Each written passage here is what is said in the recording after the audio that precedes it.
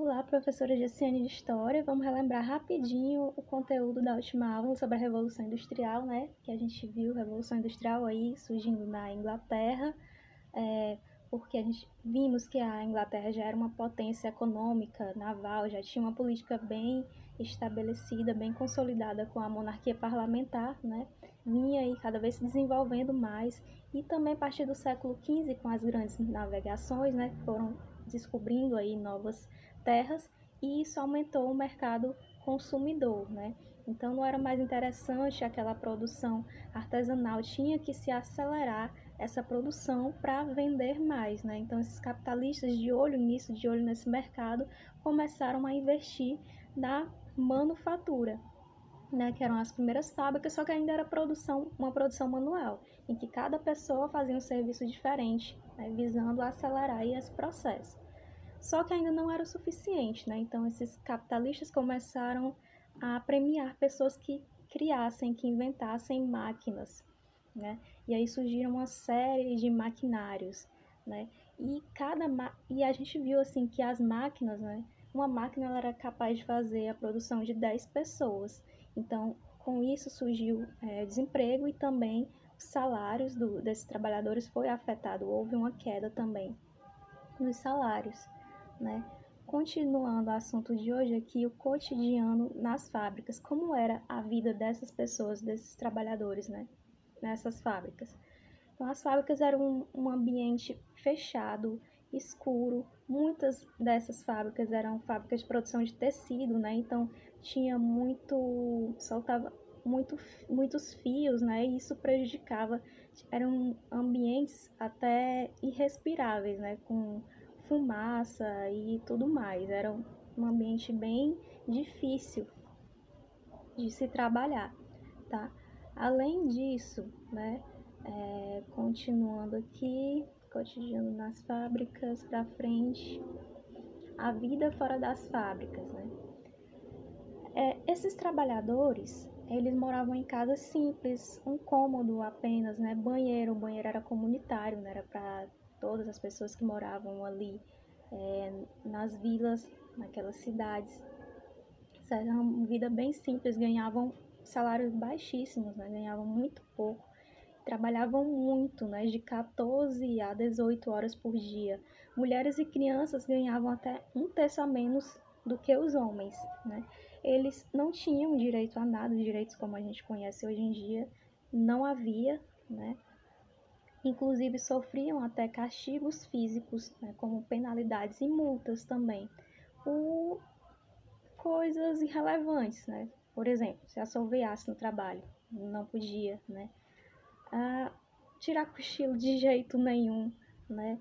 A gente tem um caso aqui da Sara Carpenter, que eu coloquei na atividade de vocês, né? Que é um relato de uma menina em que ela estava lá trabalhando e de repente a máquina dela parou, porque um menino do lado desligou, né? E ela acabou levando a culpa. E aí veio o chefe, muito bravo, bateu nela com um bastão, bateu muito. Ela disse que ia contar para a mãe dela. E aí veio um outro chefe que começou a bater um bastão na cabeça dela, né? Até a cabeça dela sangrar muito, e ela disse que nunca mais conseguiu dormir direito desde aquele dia, né? Então, castigos, ambiente difícil de se trabalhar, jornada de trabalho exaustiva, né? Sem direitos nenhum.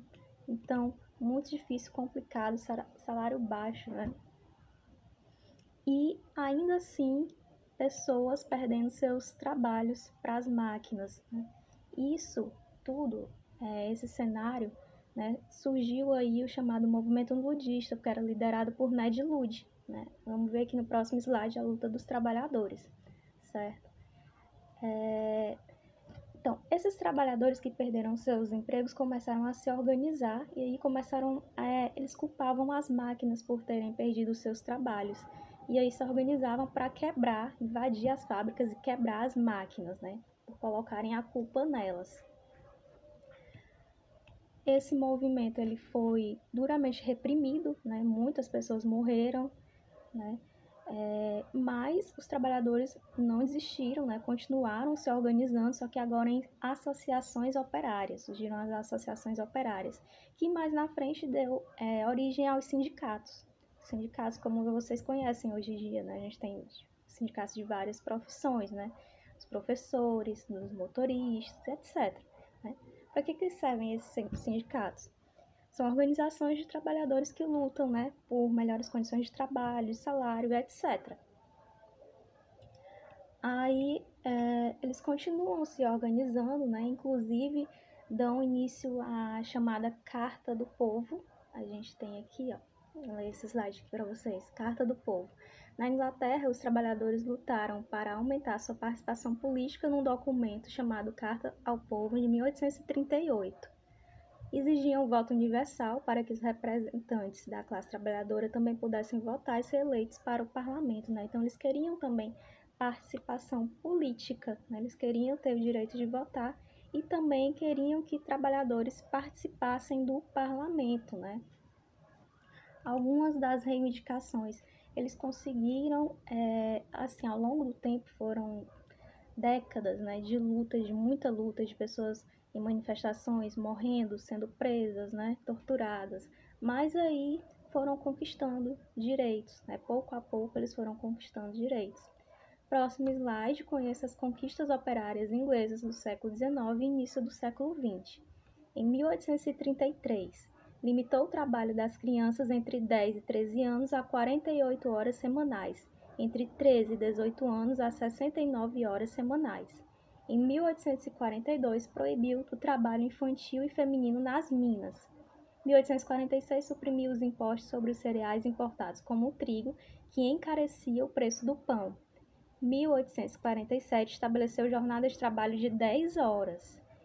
Em 1878, limitou o trabalho das mulheres a 56 horas e meia nas fábricas de algodão e 60 nas outras fábricas. Em 1919, estabeleceu a jornada de 8 horas diárias, né? Então, com muita luta, pessoas sendo mortas, presas, com muitas manifestações, eles foram conquistando uma série de direitos, né? Que até hoje em dia os trabalhadores ainda precisam se organizar, lutar nesses sindicatos para manter, né, os nossos direitos, como ainda temos hoje em dia, que continuam, né, sendo constantemente ameaçados. E é isso aqui, na frente a gente tem atividade, com o depoimento da Sara Carpenter, algumas questões sobre ela.